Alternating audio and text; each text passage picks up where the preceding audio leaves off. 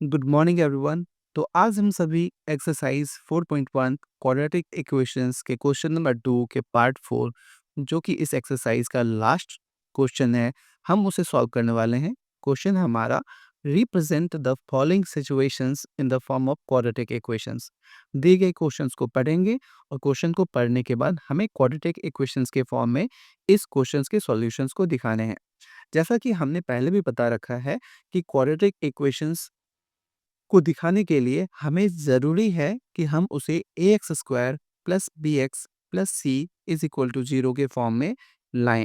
ठीक है, तो अगर हमारे आंसर इस फॉर्म में आते तो हम कह सकते हैं कि दिया गया इक्वेशंस क्वाड्रेटिक इक्वेशंस के फॉर्म में है। ठीक है, अब क्वेश्चंस को पढ़ते हैं और इसे सॉल्व करने की कोशिश करते हैं। क्वेश्चन है हमारा, अ train travels a distance of 480 kilometre at a uniform speed. ठीक है, एक ट्रेन है जो कि 480 किलोमीटर की डिस्टेंस तय करती है एक यूनिफॉर्म स्पीड के साथ। If the speed had been 8 kilometre per hour less, अगर उस ट्रेन की स्पीड 8 किलोमीटर पर आवर की कमी स्लो स्पीड से चल रही होती, then it would have taken 3 hours more to cover the same distance.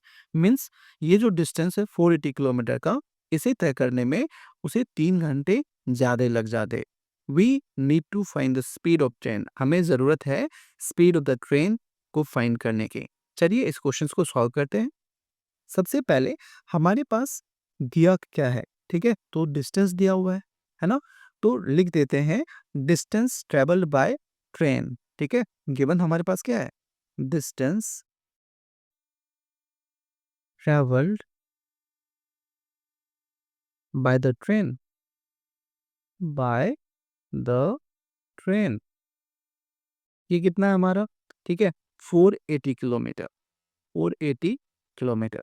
Speed नहीं पता है हमें, तो स्पीड को सपोज करेंगे, लिखेंगे let the speed of the train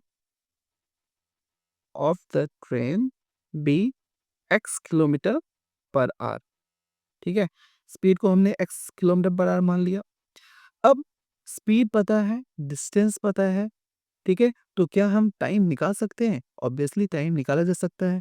तो time taken to cover this distance क्या हो जाएगा, तो time taken will be equal to क्या हो जाएंगे, तो हमें पता है डिस्टेंस अपॉन स्पीड होता है, तो ये डिस्टेंस हमारा 480 किलोमीटर है और स्पीड हमारा, ठीक है, x किलोमीटर पर आवर है। ठीक है, x किलोमीटर पर आवर। ठीक है, ये हमारा टाइम हो गया। किलोमीटर से किलोमीटर को कैंसिल कर देंगे तो 480 अपॉन एक्स आवर हो जाएगा। ठीक है, तो ये हो जाएगा 480 अपॉन एक्स आवर, ये टाइम हो गया, राइट, जो इसे कवर करने में लगा। अब हमें एक केस दिया हुआ है, ठीक है, तो इन सेकेंड केस क्या देखते हैं। इन सेकेंड केस लिखा हुआ है कि if the speed had been 8 kilometre per hour less. ठीक है, तो अगर उसकी स्पीड है ना, स्पीड क्या होती, ठीक है, 8 किलोमीटर पर आवर की कमी से चलता, स्लो स्पीड से चलता, तो स्पीड हमने x माना था, तो जब इसमें से 8 किलोमीटर पर आवर की स्पीड से कमी आ जाती, तो ये हो जाता है x minute 8 kilometre per our, right. जब स्पीड को हम घटाते तो इसके समय जर्नी को कंप्लीट करने में बढ़ जाते, तो समय कितना बढ़ रहा है, 3 आवर्स, तो टाइम टेकन हमें पता है। ठीक है, तो टाइम क्या हो जाता, 3 आवर से इंक्रीज कर जाता, तो हम लिखते 480 अपॉन एक्स प्लस 3 आवर। ठीक है, ये हो जाता टाइम। हमें स्पीड पता है, हमें टाइम पता है, तो क्या हम, ठीक है, डिस्टेंस नहीं निकाल सकते? ऑब्वियसली स्पीड इनटू टाइम हमारा डिस्टेंस का फॉर्मूला होता है, इसे हम देखते हैं। जब हम स्पीड और टाइम को मल्टीप्लाई करते हैं तो लिखेंगे एज पर क्वेश्चन, स्पीड क्या है हमारे पास, x माइनस 8। ठीक है, स्पीड हो गया x माइनस 8, टाइम हो गया 480 अपॉन एक्स प्लस 3, ये किसके इक्वल होगा, ठीक है, तो ये 480 के इक्वल होगा जो कि डिस्टेंस है हमारा। ठीक है, तो हमारे पास ये क्वेश्चन बने, इक्वेशन बने, हम इसे सॉल्व करते हैं।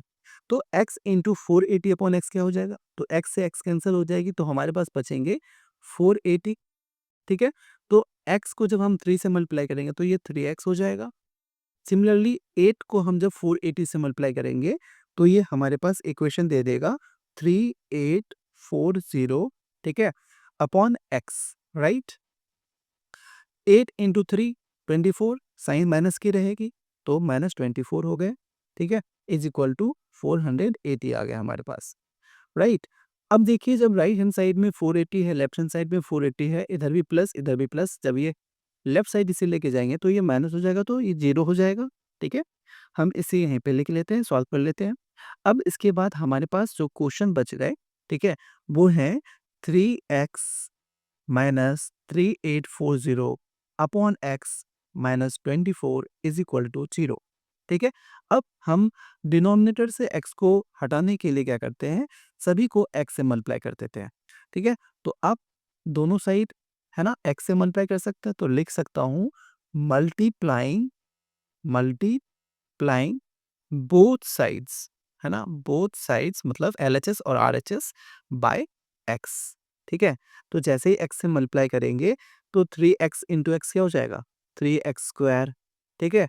यहाँ पे x से मल्टीप्लाई करेंगे तो x ऊपर आएगा तो x और x कट जाएंगी, तो इधर केवल 3840 बचेगा, माइनस 24 इंटू एक्स करेंगे तो ये 24x रह जाएगा, which will be equal to 0, right.